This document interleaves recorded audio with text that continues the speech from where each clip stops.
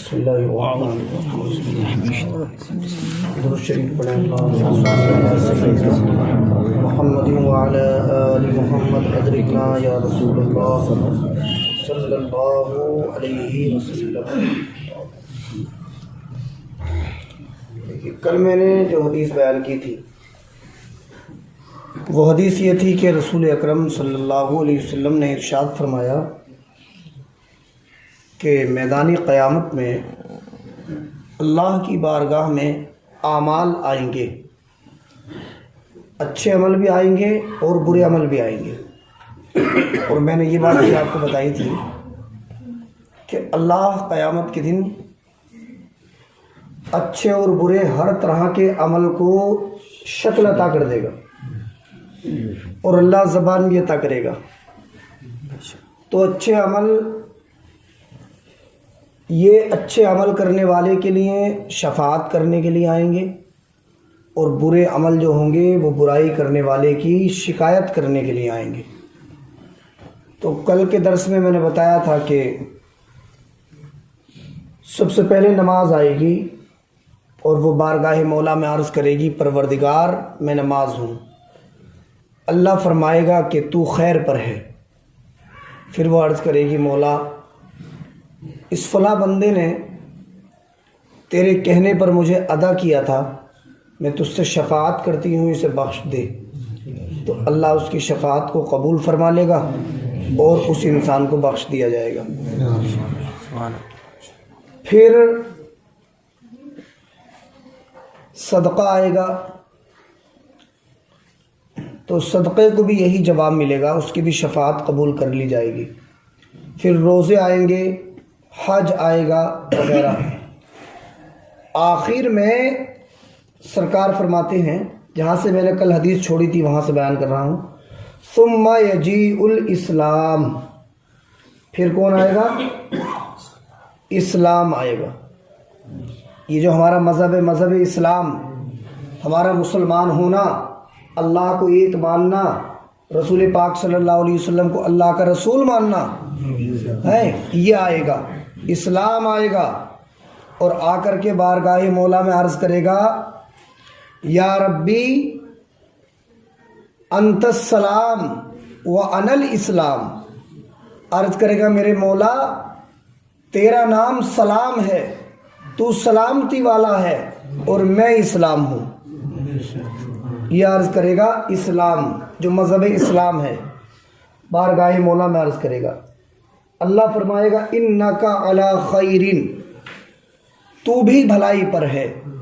لیکن پھر اس کے آگے اللہ کیا فرمائے گا؟ اس سے اللہ فرمائے گا اسلام سے بکل یوم آخذ و بکا اعطی۔ اللہ فرمائے گا اے اسلام، آج تیرے ہی وجہ سے لوگوں کو میں گرفتار کروں گا، پکڑوں گا، اور تیری ہی وجہ سے انہیں جہنم سے نجات کا پروانہ عطا کروں گا۔ میرے جن بندوں نے تجھے اپنایا ہوگا انہیں تیری وجہ سے، مسلمان ہونے کی وجہ سے، اسلام لانے کی وجہ سے میں انہیں جہنم سے آزادی کا پروانہ دے دوں گا، اور جنہوں نے تجھے ٹھکرایا ہوگا، مذہب اسلام کو نہیں اپنایا ہوگا، تو آج میں آج تیری ہی وجہ سے میں انہیں جہنم میں ڈال دوں گا۔ رسول پاک صلی اللہ علیہ وسلم ایک دوسری حدیث بھی ہے، سرکار فرماتے، دیکھیے ایک اصول یاد رکھیں، جنت میں وہی جائے گا جو اسلام پہ مرے گا۔ یہ اصول ہے قدرت کا، جنت کے اندر وہی جائے گا جو مسلمان ہوگا، اور جس نے مذہب اسلام کو نہیں اپنایا وہ کتنے اچھے عمل کر لے، کچھ بھی کر لے، لیکن وہ جنت میں نہیں جائے گا۔ یہ اسلام کا اصول ہے۔ حدیث پاک اللہ کے رسول فرماتے من قال لا الہ الا اللہ دخل الجنہ، جس نے سچے دل سے لا الہ الا اللہ محمد الرسول اللہ پڑھا وہی جنت میں جائے گا۔ اب رہی یہ بات کہ لوگ لا الہ الا اللہ محمد رسول اللہ بھی پڑھتے ہیں اور بہت برے برے کام بھی کرتے ہیں، تو کیا وہ بھی جنت میں چلے جائیں گے؟ تو دیکھیے اس کے تعلق سے بخاری شریف میں پہلی دوسری حدیث ہے، اور مسلم شریف میں جو ہے، مسلم شریف کے حاشیے میں یہ بات لکھی ہوئی ہے، جو بھی مسلمان ہوگا اور جو اسلام پہ مرے گا، مرنا بھی شرط ہے اسلام پہ جنت میں جانے کے لیے۔ مان لیجیے آدمی پوری زندگی مسلمان رہا اور اس نے مرنے سے ایک دن پہلے کفر کر لیا، تو پھر وہ جنت میں نہیں جائے گا، کبھی بھی نہیں جائے گا پھر وہ جنت میں۔ جس کا خاتمہ اسلام پہ ہوا ہو، جس کی آخری سانس اسلام پہ نکلی ہو، اسے ملے گی انشاءاللہ جنت۔ اسی لیے اپنی دعاؤں میں یہ مانگا کرو کہ اے اللہ مرتے وقت ہمیں کلمہ نصیب فرما، اے اللہ ہمارا خاتمہ ایمان پہ فرما۔ اس کے تعلق سے بھی حدیث ہے، سرکار فرماتے ہیں، حدیث پاک کے الفاظ پڑھ رہا ہوں، انما العبرۃ بالخواتیم، آدمی کے دوزخی اور جنتی ہونے کا میں اس کے خاتمے کا اعتبار ہے۔ اگر خاتمہ ایمان پہ ہو گیا تو انشاءاللہ اسے جنت نصیب ہوگی، اور خاتمہ اگر ایمان پہ نہیں ہوا تو پھر اس کا ٹھکانہ دوزخ ہوگا۔ اب رہی یہ بات کہ بھائی کلمہ تو پڑھ لیا لیکن بہت غلط کام کرتے ہیں، تو بخاری شریف کے ایک شارح ہیں جن کا نام ہے حضرت علامہ غلام رسول سعیدی، انہوں نے اپنی شرح نعمت الباری میں لکھا کہ قیامت کے میدان میں بہت بڑے بڑے گناہ گار ہوں گے، تو اللہ جسے چاہے گا اسے بغیر حساب و کتاب کی جنت عطا فرما دے گا۔ یہ اللہ کا فضل ہے، اللہ کی مرضی ہے۔ جو ہماری نظر میں گناہ گار ہے اور مسلمان تھا تو اللہ چاہے گا تو اسے بھی بغیر حساب کی جنت عطا فرما دے گا۔ اور مسلم شریف کے حاشیے میں بھی یہ بات لکھی ہوئی ہے۔ اور پھر علماء نے لکھا کہ اللہ جنہیں چاہے گا بغیر حساب کے جنت عطا فرمائے گا، اور پھر کچھ گناہ گار ایسے بھی ہوں گے کہ جن گناہ گاروں کو اللہ نبیوں کی شفاعت کی وجہ سے جنت عطا فرمائے گا، ولیوں کی شفاعت کی وجہ سے جنت عطا فرمائے گا، نیک اعمال کی شفاعت کی وجہ سے جنت عطا فرمائے گا، علماء کی شفاعت کی وجہ سے اللہ جنت عطا فرمائے گا، ایسے بھی ہوں گے۔ اور پھر علماء نے لکھا کہ کچھ ایسے ہوں گے جن کا حساب و کتاب ہوگا، اور جب حساب و کتاب ہوگا تو ان کے اعمال ایسے ہوں گے جن کی بنیاد پہ انہیں جہنم میں ڈالا جائے گا۔ تو بخاری شریف میں ہے کہ اللہ ان کا ایک قبضہ فرمائے گا، اللہ ہاتھ سے پاک ہے، مٹھی سے پاک ہے۔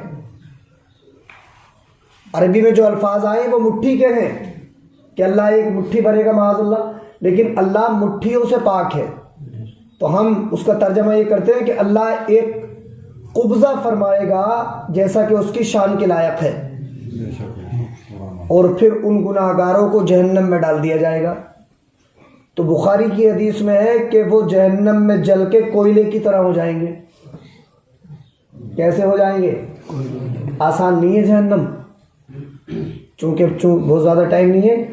جہنم اتنی خطرناک چیز ہے نا، قرآن شریف کے 25ویں پارے میں ان شجرۃ الزقوم، زقوم کا پھل طعام الاسیم، یہ گناہ گاروں کا کھانا ہوگا۔ کیسا ہے زقوم کا پھل؟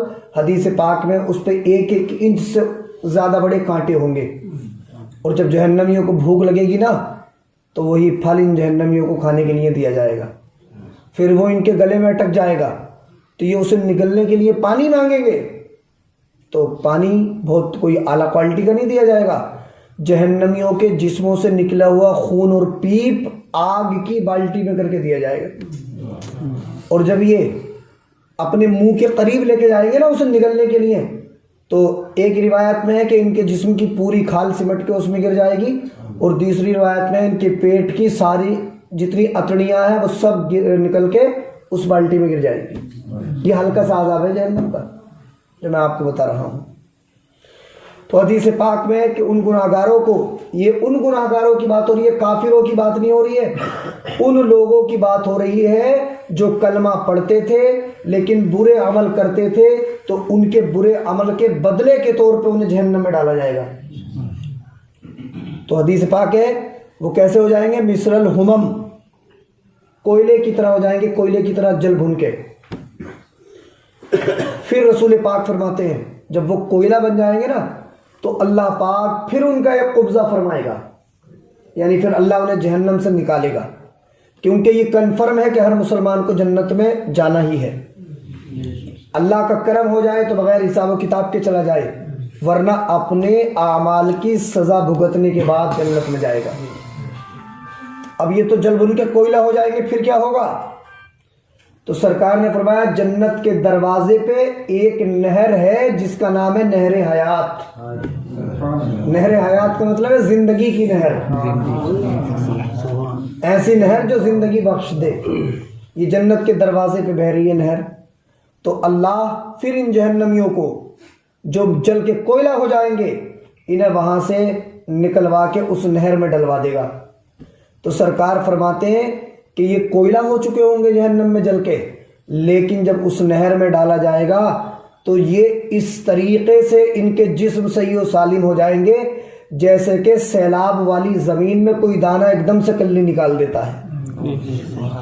جہاں سے سیلاب ہو کے چلا جائے وہاں گیہوں کا دانہ پڑ جائے تو ایک دم کلی پھوٹ جاتی ہے۔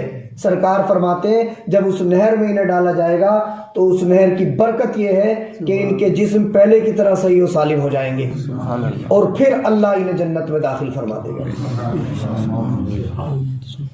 تو یہ اس اسلام لانے کی برکت ہے کہ لاسٹ ان کا جنت ہی ہوگا، لاسٹ میں جنت میں جائیں گے، لیکن سزا بھگتنے کے بعد جائیں گے۔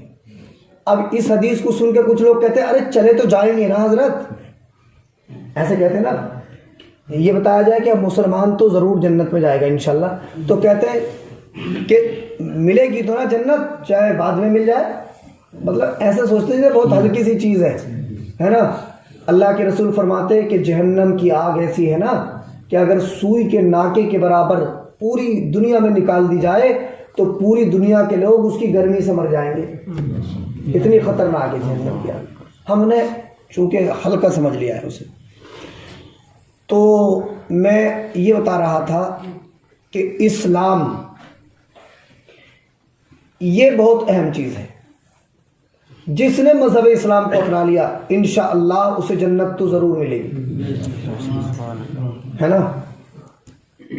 لیکن اسلام لانے کے بعد ہمیں نیک عمل بھی کرنا ہے۔ جنت کیوں ملے گی؟ تو قرآن شریف میں ان الدین عند اللہ الاسلام، اللہ کے نزدیک سب سے اچھا مذہب اسلام ہی ہے۔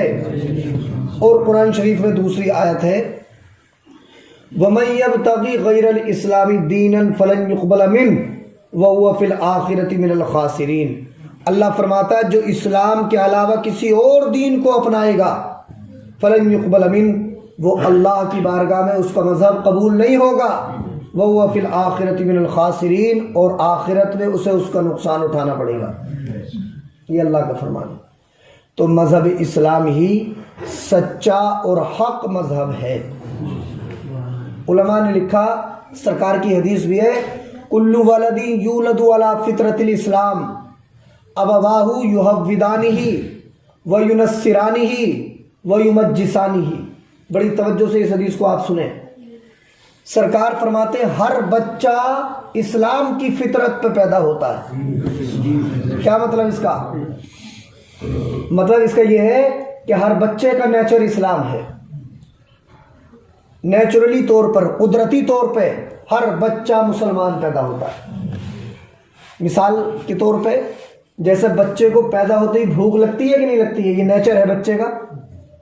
جو ہمارے یہ بزرگ شادی شدہ افراد ہیں یہ اس بات کو اچھے سے سمجھیں گے، جب ہمارے گھروں میں بچہ پیدا ہوتا ہے تو دنیا میں آنے کے بعد وہ تھوڑی دیر کے بعد رونے لگتا ہے، اسے کچھ نہ کچھ کھلایا جاتا ہے، شہد چٹایا جاتا ہے، کھجور منہ میں کچل کے اس کے منہ میں لگائی جاتی ہے، ماں کا دودھ اسے پلایا جاتا ہے، تو بھوک لگتی ہے، یہ فطرت ہے۔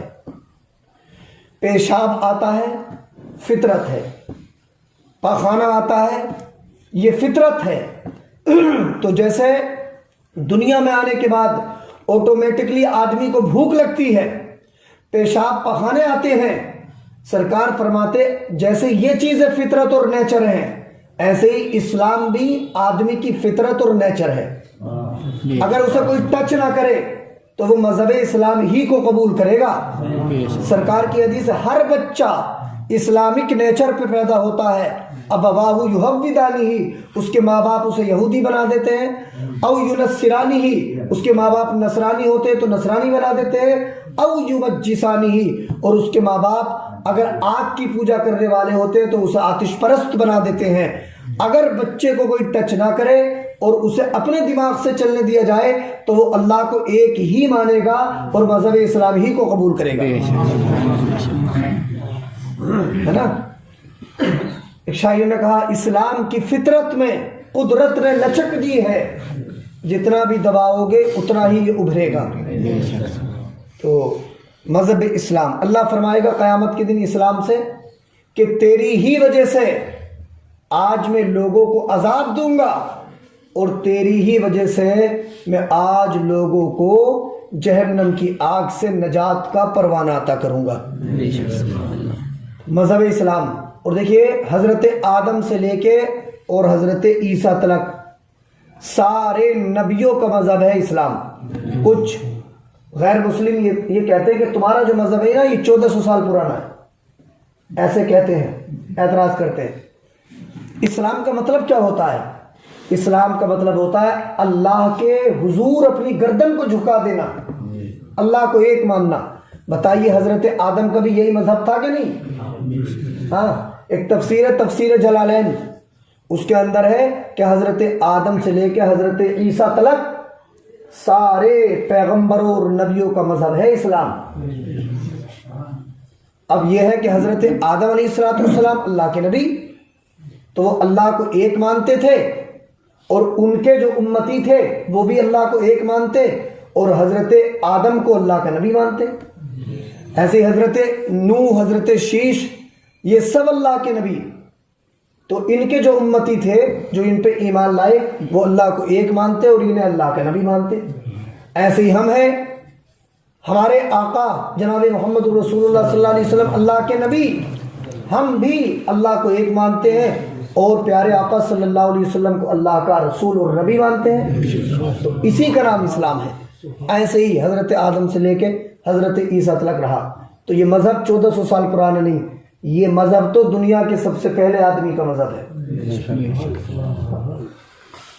بس آخری بات میں آپ سے عرض کر رہا ہوں، یہ 2-3 باتیں ذہن میں رکھیں کہ اسلام سب سے اچھا مذہب ہے، یہ قرآن کا فرمان ہے۔ قیامت کے دن اسلام ہی کی بنیاد پہ فیصلہ ہوگا، جو مسلمان ہوگا اسے جنت ملے گی انشاءاللہ، اور جو مسلمان نہیں ہوگا اس کا ٹھکانہ جہنم ہوگا۔ 2 باتیں ہو گئی۔ تیسری بات یہ ہے کہ دوزخی اور جنتی ہونا یہ خاتمے پہ ڈیپینڈ کرتا ہے۔ اگر اسلام پہ مر گیا آدمی تو وہ مومن مرا، اور اگر اسلام پہ اس کا خاتمہ نہیں ہوا تو پھر اسے جنت نہیں ملے گی۔ اور قیامت کے دن جتنے گناہگار ہوں گے اللہ یا تو انہیں اپنے فضل سے بے حساب جنت عطا فرما دے گا، ورنہ جو مسلمان ہوں گے جن کا خاتمہ ایمان پہ ہوا ہوگا اللہ ان کے حساب و کتاب کے بعد انہیں جنت عطا فرمائے گا، اور ایسا بھی ہو سکتا ہے کہ اپنے اعمال کی سزا بھگتنے کے بعد انہیں جنت ملے۔ اور دور بڑا خطرناک ہے، اللہ کے رسول صلی اللہ علیہ وسلم کی ایک حدیث اور بھی ہے، سرکار نے فرمایا ایک دور ایسا بھی آئے گا کہ آدمی صبح کو مسلمان ہوگا شام کو کافر ہو جائے گا، اور شام کو مسلمان ہوگا اور صبح کو کافر ہو جائے گا، ہے نا۔ تو آج بہت ساری ایسی چیزیں ہیں کہ آدمی صبح کو کلمہ پڑھتا لا الہ الا اللہ محمد رسول اللہ، اور شام کو اپنی زبان سے کفریہ کلمہ بول دیتا ہے، شام کو توبہ کر کے سوتا ہے اور صبح کو اٹھتا تو کفری کلمے بول دیتا ہے۔ اس لیے اپنی زبان کی بھی حفاظت ہمیں کرنا چاہیے۔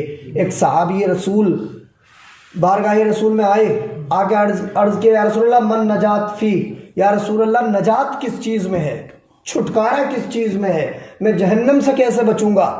تو سرکار نے اپنی زبان نکالی اور فرمایا امسک علیک، زبان نکال کے پکڑی اور فرمایا امسک علیک، اپنی زبان پہ کنٹرول رکھو، اور فرمایا ولیسعک بیتک، اپنے گھر کو کشادہ رکھو، اور تیسری چیز فرمائی وابکی علی خطیئتک، اپنے گناہوں پہ رویا کرو۔ یہ تین چیزیں ایسی ہیں جو تمہیں جہنم کی آگ سے بچا دیں گی نا۔ اللہ مجھے بھی آپ کو بھی عمل کی توفیق عطا فرمائے۔